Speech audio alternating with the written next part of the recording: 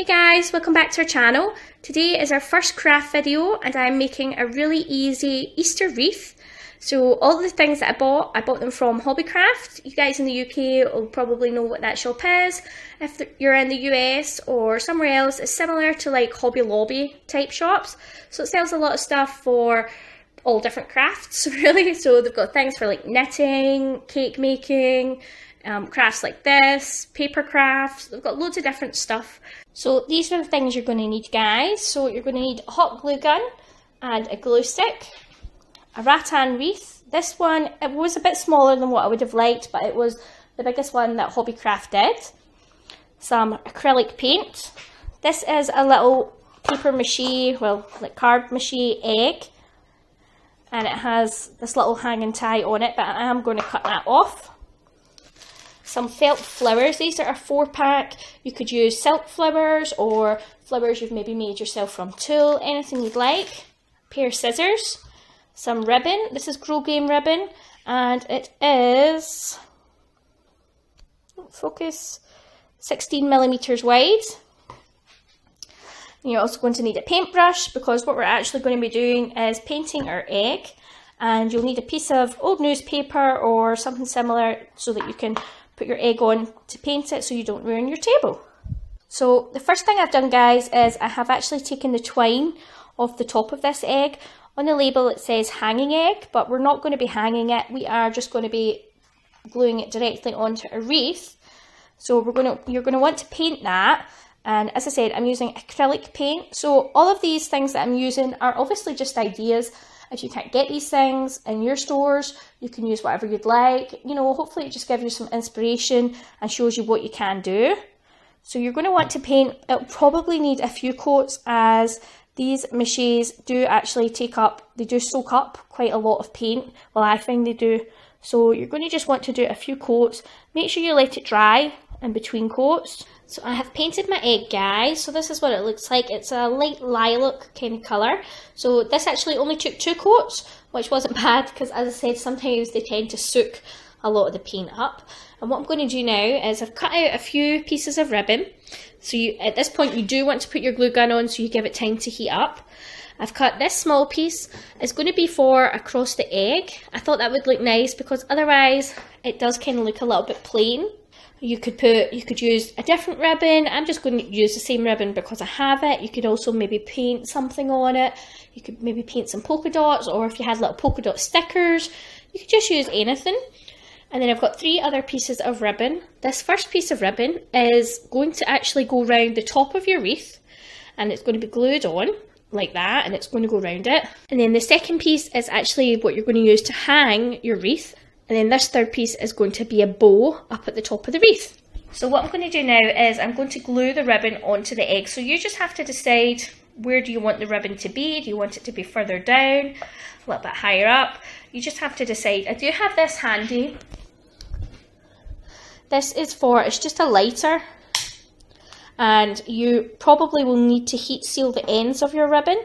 And what that just means is sometimes on the ribbon you can get little frayed edges, so you just run the lighter along it and it seals the edges. So what I've did is, this is going to be the back of our egg, so I would choose the prettier side to face out, and I've put the egg, so good side face down.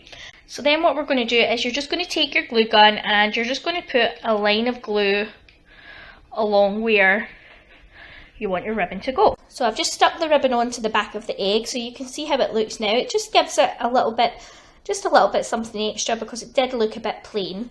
So I think I'm going to be putting my egg here. You can decide, you know, do you want it straight like this?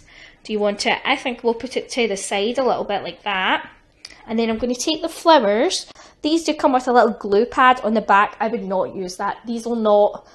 That will not stick well onto this kind of wreath. If you were doing something else, then yeah, maybe you could do that.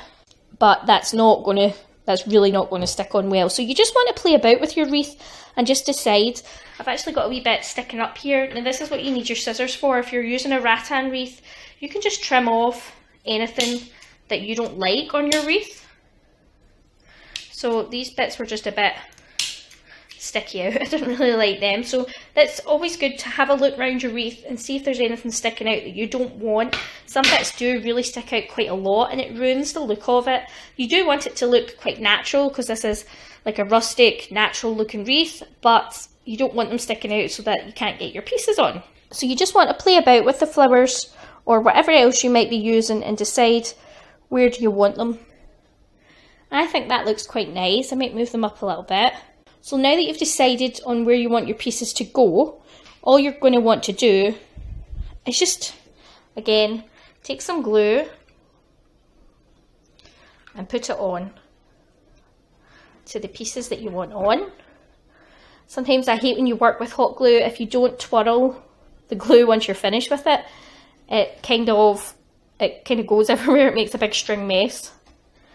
So that's one done.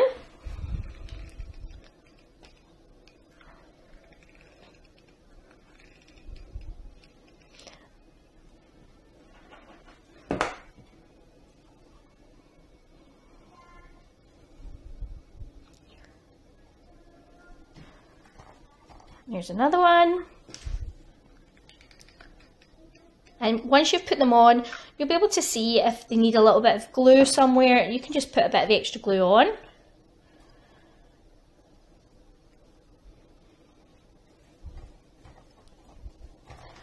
Here we go, that's that bit done.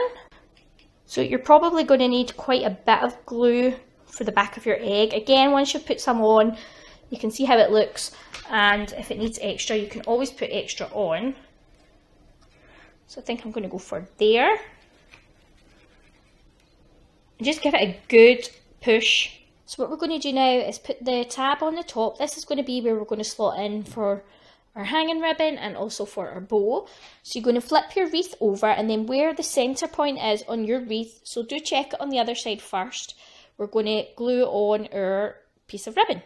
So you want to make it tight, but not insanely tight, just because you're going to want to have to put these other pieces of ribbon in. So you just want to put a little dab of glue on this side so that it sticks to the wreath, and then a little bit more on that bit.